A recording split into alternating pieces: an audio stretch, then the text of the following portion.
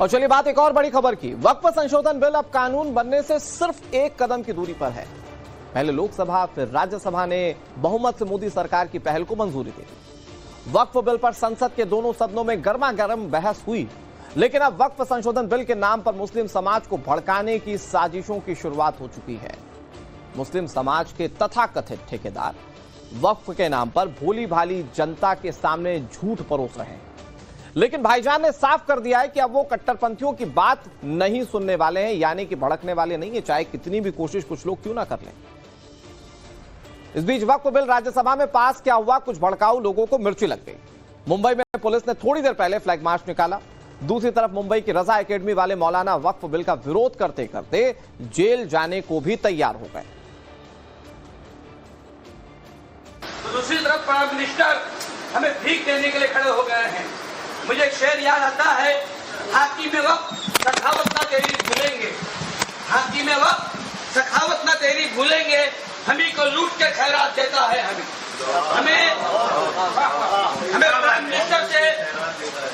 हमें prime minister से कोई राशन की किट नहीं चाहिए, हमें भीख नहीं चाहिए। हमारे पुरखों ने, हमारे बाप दादा ने इस मुल्क को जो दिया है कोई और नहीं दे सकता, न किसी का बाप दे सकता है। जैसा भी होगा, चाहे हमें जेल जाना पड़े, चाहे हमें अब सूली में चढ़ा दो, अब हम सर पर कफन बांध चुके हैं, हम अपना हक लेके रहेंगे। अल्लाह के मिल्कियत में बर्दाश्त नहीं करने वाले। नारे तकबीर, नारे रिसालत, वक्फ तरमीमी बिल मुर्दाबाद। देखिए, रजा एकेडमी वाले जेल जाने के लिए तैयार हैं। दूसरी तरफ मौलाना तौकीर रजा कैसे पीछे रह सकते हैं। कोई भी मुद्दा हो, वो मुस्लिमों को सीधे सड़क पर ले आने की बात करते हैं। आपको सुनाते हैं। और जिस दिन मुसलमान सड़कों पर आएगा, उस दिन फिर किसी के कब्जे में नहीं आने वाला है, ये समझ लिया जाए। तो मैं हुकूमत को चेतावनी देता हूं, खास तौर से नरेंद्र मोदी सरकार को मैं चेता देना चाहता हूं कि अगर उन्होंने अपने इस तरीक़ेकार को फौरी तौर पर दुरुस्त नहीं किया और उनकी खामोशी, तुम सबके प्रधानमंत्री हो, तुम्हारे मुल्क में इस किस्म की बेईमानी हो रही है और तुम खामोश हो, मूक दर्शक बने हुए, अंधे और बहरे बने हुए, ऐसा लगता है तुम महाभारत के धृतराष्ट्र हो। हम उन लोगों से बात करना चाहते हैं जो मुसलमानों के साथ खुली दुश्मनी कर रहे हैं। अगर दुश्मनों के साथ तू खड़ा होगा तो तेरा भी इलाज किया जाएगा। जेल जाने की बात, सड़क पर उतरने की बात आपने सुन ली, लेकिन अब आपको एक ऐसे मौलाना साहब को सुनाएंगे जो विरोध करते करते अफ्रीका के जंगलों के अंदर तक चले गए। आप कलवे जब बात को सुनेंगे तो हैरान रह जाएंगे। कातिल भी तुम ही हो और जज भी तुम ही हो। गवर्नमेंट क्लेम करेगी और गवर्नमेंट अफसर फैसला देगा। अफ्रीका के जंगल में भी ऐसा कानून नहीं है जो आपने यहाँ बना दिया। झूठ है, टोटल झूठ। हमारे मोदी जी, अफसोस की बात है, या तो उनको उनके जो एडवाइजर उन्होंने गलत बताया या उन्होंने जानबूझ के बोला, जबकि पूरा अभी चले जाइए, अभी हमने नोट किया है, ये विकिपीडिया से लिया गया है और AI में भी है। आयतुल्लाह ख़मैनी जी ने ईरान के इनकलाब लेकर आए, सबसे बड़े आलिम थे वो, उनका फतवा इसमें पूरे हवालों के साथ। सबसे ज्यादा दलितों को खतरा है, क्योंकि सबसे अब इसके बाद जो हमला होगा वो दलितों पर हमला होगा। जमीयत उलेमाए हिंद के महमूद मदनी ने तो सीधे तौर पर यह कह दिया कि लड़ाई जारी थी और आगे भी जारी रहेगी। अब इन्हें सुनिए। ये टोटली अनएक्सेप्टेबल है, नाकाबिल कबूल है। इसको हम नहीं कहना चाहते कि रिजेक्ट किया जाए, लेकिन मजबूर हैं ये कहने पर कि हम इसको पूरी ताकत से रिजेक्ट करते हैं और लड़ाई जारी रहेगी। ये छोटे मदनी साहब हैं जो कह रहे हैं कि लड़ाई जारी रहेगी, लेकिन यही बात सीनियर मदनी ने भी कह दी। आज से 4 से 5 महीने पहले मौलाना अरशद मदनी ने कैसे समुदाय विशेष को भड़काने की कोशिश की थी, अब ये आपको सुनाते हैं। औकाफ को हड़पना चाहते हैं। हमारी मस्जिदें इसी दिल्ली के अंदर 400-400, 500 साल की मस्जिदें हैं, जिसमें जमीयत उलमा का दफ्तर बना हुआ है, अब्दुल नबी अकबर के जमाने की मस्जिद है। और कितनी मस्जिदें जिनके पास औकाफ, अल्लाह अकबर, लाखों करोड़ के औकाफ हैं। जौनपुर में जाकर के देखो कैसी मस्जिदें हैं, दिल्ली के कुर्बो जवार में देखो कितनी बड़ी बड़ी मस्जिदें हैं। हिंदुस्तान का वो तबका जो इन मसाजिद के औकाफ को हड़प करना चाहता है, कहता है अगर किसी वक्फ जमीन या मस्जिद या किसी भी चीज के कागजात वक्फ के नहीं आए उसको वक्फ नहीं माना जाएगा। कौन 500 साल पुराने कागजात ला करके पेश कर देगा? कानून ये था कि जो मस्जिद बनी है, जो वक्फ पर बनती है, वो वक्फ है। आपको क्या दर्द है? क्या आप उस वक्फ को खत्म करते हैं? इसका मतलब है मुसलमानों की जमीन को हड़प करना चाहते हो, हराम खाना चाहते हो, इसलिए उन औकाफ को हड़प करना चाहते हो। हम इसको कबूल नहीं करते। दिल्ली के जंतर मंतर पर जब ये प्रदर्शन किया जा रहा था मुस्लिम संगठनों की ओर से वक्फ संशोधन बिल के खिलाफ, उस दौरान अरशद मदनी ने ये बातें कही थी। तो आपने देखा कि कैसे लड़ते लड़ते अरशद मदनी कहीं नहीं गए, उनके परिवार के लोग कहीं नहीं गए, लेकिन खालिद रशीद फिरंगी महली अदालत तक पहुंच चुके हैं। वो कानूनी लड़ाई की बात कह रहे हैं, सुनिए। कुछ लोग ये कह रहे हैं कि एक शाहीन बाग दिल्ली में था, वैसा ही शाहीन बाग पूरे देश भर में होगा, लखनऊ में होगा, उत्तर प्रदेश के अलग अलग जिलों में होगा। क्या ऐसा भी है कि प्रोटेस्ट इस लेवल पे किया जाएगा? नहीं, अब ये तो पर्सनल लॉ बोर्ड की एग्जीक्यूटिव कमेटी डिसाइड करेगी कि इसमें क्या आगे की स्ट्रेटजी रहेगी। लेकिन बहरहाल अदालत के दरवाजे हम लोगों के लिए भी खुले हुए हैं और हम लोग को पूरा यकीन है कि अदालत से इस सिलसिले में इंसाफ मिलेगा। क्या इस मसले पर, विरोध करने के मसले पर क्या AMPLB में बातचीत हुई है कि कब बैठक बुलानी है और क्या स्ट्रेटजी? नहीं, अब ये बात डिसाइड नहीं हुई है। आज अगर राज्यसभा से पास हो जाता है तो उसके बाद हम समझते हैं कि बोर्ड इस बात को बैठ के डिसाइड करेगा कि आगे की क्या स्ट्रेटजी होगी। अब आपको मोहम्मद फजलुर रहमान मुजद्दी की बात सुनाते हैं। वो क्या कह रहे हैं इस वक्फ संशोधन बिल को लेकर, जरा देखिए। कि जो उनकी अमेंडमेंट आए हैं, जो उन्होंने अप्रूव किए हैं, उससे ज्यादा मामला कॉम्प्लिकेटेड हो गया है। हमारा एहसास है कि JPC महज एक फरेब है और एक धोखा है और ये मुस्लिम दुश्मनी की बुनियाद पर ये बिल लाया गया है। मुसलमानों को इकोनॉमिकली और रिलीजियसली एक तरीके से गोया के दूर करने के लिए और उनको एक साइडलाइन करने के लिए ये कानून लाया गया है। मुंबई जमीयत उलेमाए हिंद के अध्यक्ष ने सीधे सीधे हर जगह शाहीन बाग बनाने की धमकी कैसे दी, अब आपको ये सुनाते हैं। हाँ बिल्कुल, हमने इसके पहले भी जब CNRC को लागू करना चाहा तो हमने उसके लिए शाहीन बाग दिल्ली में बना, तो दूसरा शाहीन बाग हमारा बॉम्बे में भी बना। आने वाले वक्तों के अंदर इंशाअल्लाह ताला हम इसकी पूरे तरीके से अपने जितने भी मुस्लिम NGOs है, जमातें हैं पूरे हिंदुस्तान के अंदर, तो उसके अंदर सारे लोगों के साथ हम अपना बातचीत करेंगे। बातचीत करने के बाद हम इसकी लड़ाई, अगर हमारे को संतुष्टि नहीं हुई तो हम इसको सड़कों पर भी लेकर आएंगे। शाहीन बाग बनेगा? हाँ बिल्कुल बनेगा। हमने जेलों को पहले भी अंग्रेजों के दौर में भी आबाद किया था, हम आज भी जेलों को आबाद करने की ताकत रखते हैं और हम रस्तों पर इसकी लड़ाई लड़ेंगे। All India Muslim personal law board भी अलग अलग दावे कर रहा है। सैयद कासिम रसूल इलियास ने इस पर क्या कहा, अब आपको ये सुनाते हैं। हमारे साथ, हमारे हकूक के साथ, मुसलमानों के हकूक के साथ खिलवाड़ है। ये कम्युनली मोटिवेटेड है, एक कम्युनिटी को मार्जिनलाइज करने की कोशिश है, एक कम्युनिटी से उसकी इबादत गाहें, मस्जिदें, ईदगाहें, कब्रिस्तान, वक्फ के और इदारे ये छीनने की कोशिश है और हम इसको बर्दाश्त नहीं करेंगे। हम ये आह्वान करते हैं आपके सामने कि अगर ये बिल मंजूर हुआ, खुदा न खास्ता, हम जो है देशव्यापी अभियान छेड़ेंगे पूरे देश में। देश में यानी जितने हमारे को लीगल प्रोविजंस हासिल हैं, जितने कॉन्स्टिट्यूशनल प्रोविजंस हासिल हैं, जितने संवैधानिक अधिकार हमको हासिल है, जितने डेमोक्रेटिक अधिकार हमको हासिल है, उसको सामने रखते हुए पूरे देश में देशव्यापी ये पीसफुल एजिटेशन चलाएंगे जब तक के ये अमेंडमेंट्स वापस नहीं ले जाते। लड़ाई आज शुरू हुई है, खत्म नहीं हुई है। जितने भी डेमोक्रेटिक सिस्टम हैं उसमें हम ये लड़ेंगे और जो लोग हमारे बिल की हिमायत कर रहे हैं हम उनका एहसान मानते हैं और मानेंगे। और जिन लोगों ने हमारे आज मुखालफत की है उनके साथ अब हमारा रवैया क्या होगा ये आने वाला वक्त बताएगा। हम इनके हुक्के पानी बंद कराएंगे। अब आपको मौलाना एसएम यासीन को सुनाते हैं। इन्होंने वक्फ को अपनी सांसों से जोड़ दिया। वो ये कह रहे हैं कि ये तो हमारे लिए जीने मरने की बात है। सुनिए।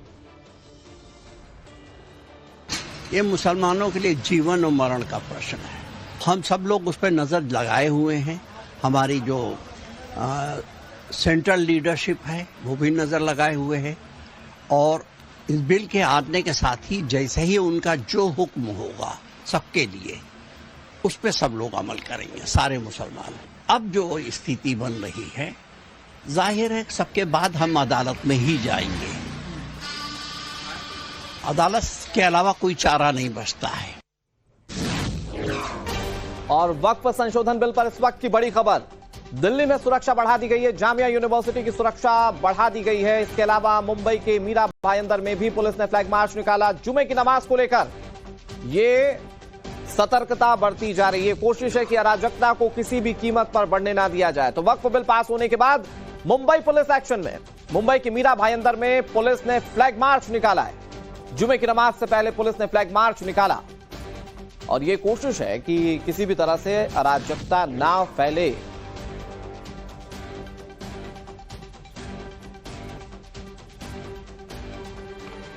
तो मुंबई में पुलिस ने फ्लैग मार्च निकाला, कोशिश की कि ये सारी व्यवस्थाएं बनी रहें, किसी तरह की अराजकता ना फैले। इधर दिल्ली में भी सतर्कता है। दिल्ली की भी तस्वीर आपको दिखाएंगे। पहले राकेश का रुख कर लेते हैं, हमारे साथ मुंबई से जुड़ गए। राकेश, मुंबई की क्या तस्वीर है? अब से कुछ ही देर में जुमे की नमाज अदा की जाएगी, उससे पहले पुलिस की क्या तैयारियां? देखिए, जिस तरीके से वक्त बिल पास होने के बाद अलग अलग लोग धमकी दे गए हैं, शाहीन बाग बनाने की धमकी दे गए, तो पुलिस ने भी जो है वो कमर कस ली है। अब से कुछ ही समय में यहाँ मीरा भाईंदर पुलिस जो है वो अपना एक फ्लैग मार्च निकालेगी। वक्त बिल पास होने के बाद शांति का संदेश लेकर मीरा भाईंदर पुलिस जो है वो मैदान में उतरी है। ये मुंबई से सटे मीरा भाईंदर में पुलिस कानून व्यवस्था के लिए कदमताल करने वाली है। यहाँ जामा मस्जिद के रास्ते से गुजरेगी ये पुलिस का फ्लैग मार्च और ये अराजकता पर लगाम लगाने की तैयारी में एक एहतियातन कदम है। इसे आप मीरा भाईंदर पुलिस का शक्ति प्रदर्शन भी कह सकते हैं। आप देख रहे हैं कि कैसे हेलमेट पहने हुए, हाथों में लाठियां लिए हुए ये जो पुलिस के जवान है ये यहाँ पर एकदम तैयार है और ये एक अमन और चैन के लिए बड़ा संदेश है। और साथ ही साथ ये संदेश है उन तमाम लोगों के लिए जो अराजकता फैलाने की, अपने नापाक मंसूबों को अंजाम देने की फिराक में है। हाथों में लाठियां लेकर यहाँ पे लोग खड़े हैं और जनता को भी इस फ्लैग मार्च से भरोसे का जो एक पैगाम दिया जाएगा। क्या ये एक भरोसे का पैगाम देने के लिए, शांति संदेश के लिए फ्लैग मार्च निकाला जाएगा? कामरेज सर, बिल्कुल, ये एक शांति का पैगाम तो इससे भी जाता ही है, लेकिन जो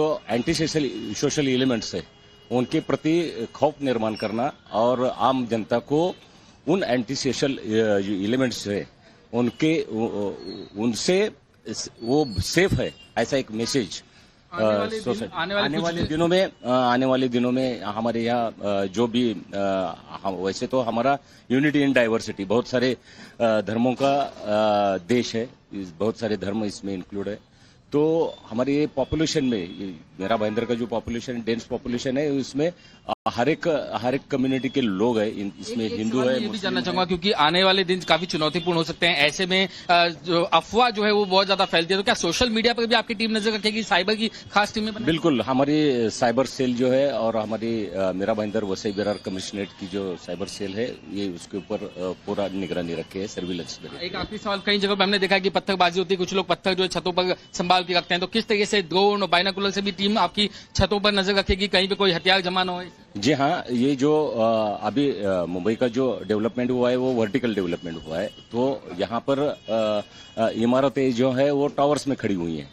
तो ऐसे जो टावर्स है उनके ऊपर जो भी अगर एंटी सोशल एलिमेंट्स कुछ करना चाहेंगे तो पत्थरबाजी हो सकती है और कुछ भी वहां पे। मतलब राकेश, यहाँ पर तैयारियां पूरी हैं, किसी तरह से कोई अराजकता फैलाने की कोशिश करेगा तो उसके खिलाफ कड़ी कार्रवाई की तैयारी। मैं आपका रुख एक बार फिर से करूं। बड़ी खबर राजधानी दिल्ली से, वक्फ बिल को लेकर दिल्ली में भी सुरक्षा बढ़ा दी गई है।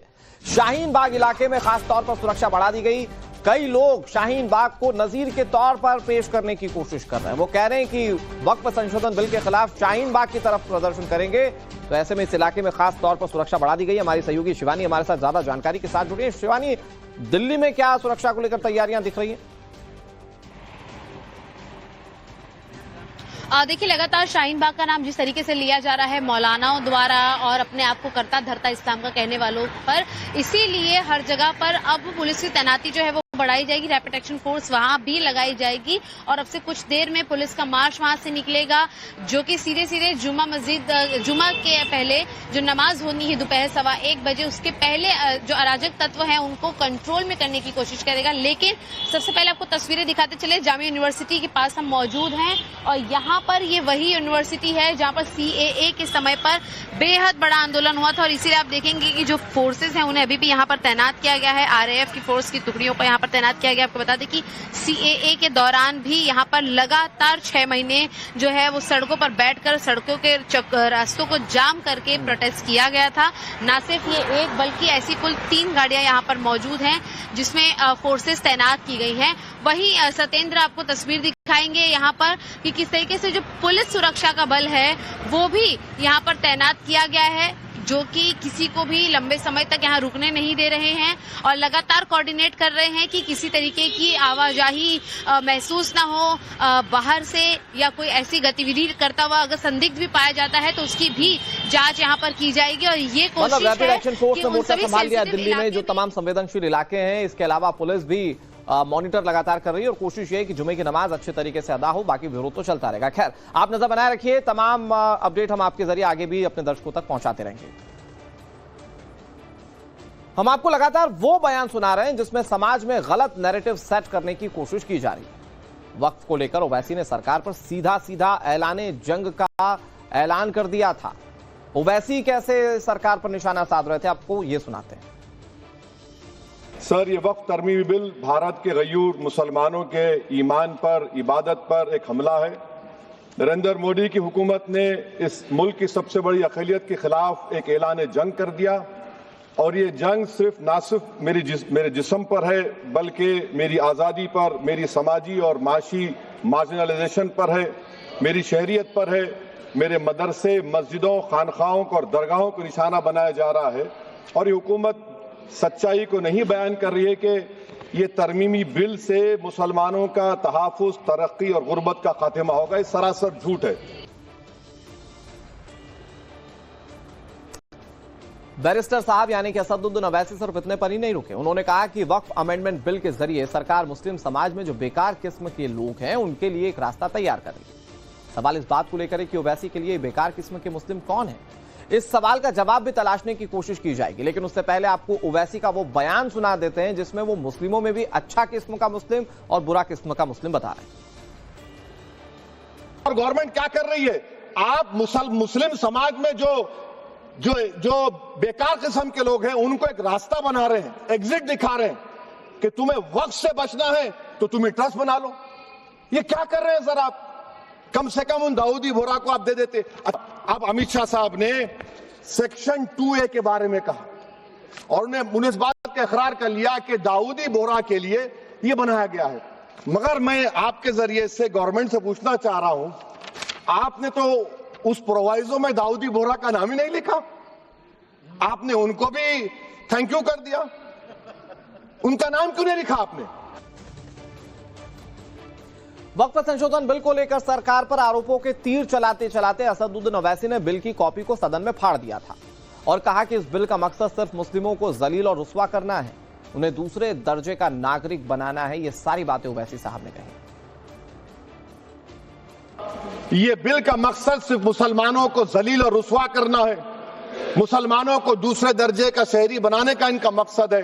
सर, अगर आप हिस्ट्री को पढ़ेंगे तो महात्मा गांधी उस वक्त के व्हाइट अफ्रीका में सफेद फार्म अफ्रीका के कानून को महात्मा गांधी ने कहा था कि ये मेरा कॉन्शियंस इसको मानता नहीं, मैं इस कानून को कबूल नहीं करता हूं। तो महात्मा गांधी ने क्या किया? उन्होंने उस कानून को फाड़ दिया।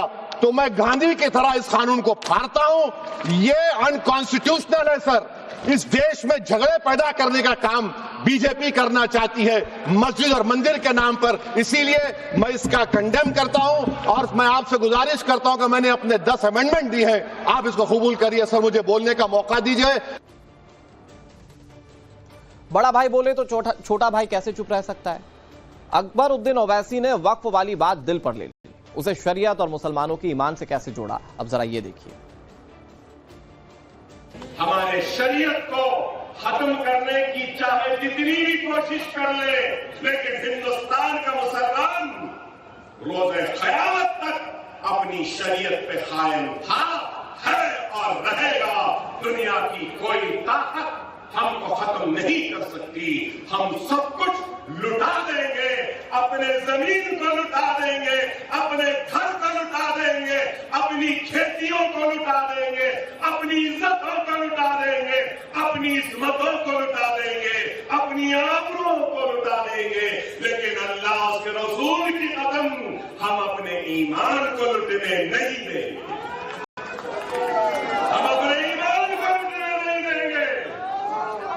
अगर कोई समझ रहा है कि हमको लूट कर कमजोर कर देंगे, तो ऐना समझ लूट जितना लूटना है, लेकिन तेरे पास इतनी ताकत नहीं कि तू हमारे ईमान को लूट सकी। तुझे शिकस्त देगा और हमारा ईमान ही हमको कामयाबी और कामरानी रहा। अभी जितना सुना, अकबरुद्दीन ओवैसी सिर्फ इतने पर ही नहीं रुके। उन्होंने मोदी सरकार पर और कैसे सीधा अटैक किया, वो आपको सुनाते हैं। कि वक्त के हुक्मरान मिस्टर नरेंद्र मोदी को न भूख की फिक्र है, न प्यास की फिक्र है, न सड़क की फिक्र है, न रुपये की गिरती हुई कदर की फिक्र है, न रोजी रोटी देने की फिक्र है। अगर इनको सिर्फ फिक्र है तो हिंदुस्तान के मुसलमानों को किस तरीके से दबाया जाए, उनके हुकूक को उनसे छीना जाए और किस तरीके से इन पे जुल्म ढाया जाए और किस तरीके से हिंदू और मुसलमानों के दिलों में एक दूसरे के लिए नफरत को पैदा किया जाए। एक मौलाना साहब हैं यासूब अब्बास, ये तो अदालत जाने को कैसे तैयार हो गए, आपको वो दिखाते हैं। सरकार से कहेंगे पुनः विचार करें, अगर पुनः विचार नहीं कर सकती है तो फिर कोर्ट के दरवाजे खुले हुए हैं। पूरी तरीके से हम अदालत के दरवाजे खोल के अदालत जाएंगे और अदालत में जब संसद कानून बना दिया संसद ने, तो फिर उसमें गुंजाइश कहाँ बचती है? ये देखिए, पूरी कोशिश की जाएगी, इसीलिए पुनः विचार की बात की जाएगी और पुनः विचार के बाद में जो भी कानूनी रास्ते हैं उसको अपनाने की कोशिश की जाएगी। वक्फ संशोधन बिल पर समाजवादी पार्टी के सांसद अबू आजमी ने बड़ी बात कही। उन्होंने इस बात को कैसे दलाल तक पहुंचा दिया, अब आपको ये सुनाते हैं। कई हिस्सों में पटाखे फोड़े जा रहे हैं, मिठाइयां बांटी जा रही हैं, खुशी मनाया जा रहा है इस बिल को पास हो जाने के बाद लोकसभा के, तो उसको किस तरीके से मुस्लिम समाज के लोग जो है स्वागत कर रहे हैं, धन्यवाद मोदी कर रहे हैं। दलाल हैं वो लोग जो हैं दलाली कर रहे हैं। कुछ मिल जाते, कुछ टुकड़े मिल जाते होंगे वो लोग को। हर समाज में ऐसे होता है कि हमारे समाज में नहीं थे क्या ऐसे लोग? हमारे समाज में ऐसे लोग, हमारे समाज में, आपके समाज में ऐसे लोग थे। टीपू सुल्तान को मरवाने वाला कौन था? आप सोचिए ना, ऐसे बहुत लोग हैं। सपा सांसद बर्क इसके पीछे क्या कह रहे हैं, आपको सुनाते हैं। हम इस बिल का विरोध इस वजह से कर रहे हैं क्योंकि ये हमारे मुस्लिम समाज को तोड़ने का काम है, हमारे मुस्लिम समाज को कमजोर करने का काम है और इस देश के अंदर विकास में रोध उत्पन्न करने का काम है। तो याद रखना, ये बिल इतना खतरनाक है, हमारे सारे समाज को तोड़ने का काम कर रहा है और बिहार और खासतौर से आंध्र प्रदेश की जनता आपके सहयोगी दल को कभी माफ नहीं करेगी। इस बिल को वापस लेना चाहिए। इस बात की वाजिब चिंता है कि यह विधेयक नौकरशाही की ज्यादती को बढ़ावा दे सकता है, जिससे मुस्लिम कम्युनिटी में विश्वास कम हो सकता है। ये समाजवादी पार्टी के सांसद जियाउर रहमान बर्क थे, जिनको आपने सुना। अब आपको कांग्रेस सांसद को सुनाएंगे। इमरान प्रतापगढ़ी वक्फ बिल के खिलाफ जबरदस्त आक्रोशित हैं। कहा कि कागजी पुर्जे नहीं है जो फाड़ दिए जाएंगे। इसके आगे उन्होंने और क्या कुछ कहा, ये जरा सुनिए। वो तारीख है, जहनों में रहना है, जिसे कागजी पुर्जे नहीं जो फाड़ डाले जाएंगे। जिस जमीन पर मैं खड़ा हूं ये मेरी पहचान है। आप आंधी हैं तो क्या मुझको उड़ा ले जाएंगे? आपको ये बात समझनी पड़ेगी। आपको अगर इतना विपक्ष की तरफ से पहले जेपीसी में इतने सारे पॉइंट्स आए और उसके बाद कल से लोकसभा में और राज्यसभा में सुझाव आप सुनने को तैयार नहीं है, लोगों की शंका को दूर करने के बारे में आप बिल्कुल सोच नहीं रहे, बस आप कह रहे हैं यह बिल उम्मीद की नई किरण है। नहीं साहब, इसे भले किरण जी लेके आए हैं, लेकिन ये उम्मीद की नहीं बल्कि नाउम्मीदी की किरण है।